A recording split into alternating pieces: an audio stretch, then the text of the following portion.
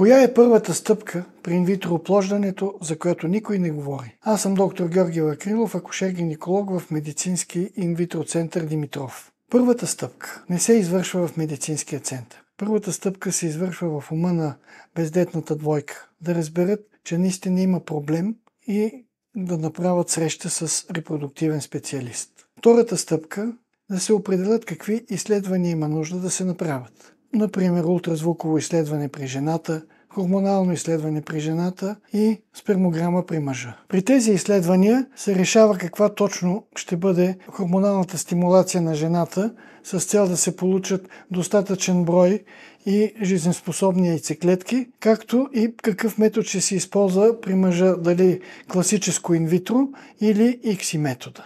Съгласни ли сте с мен, че преди да се предприемат каквито и практически действия, първата стъпка е наистина в ума?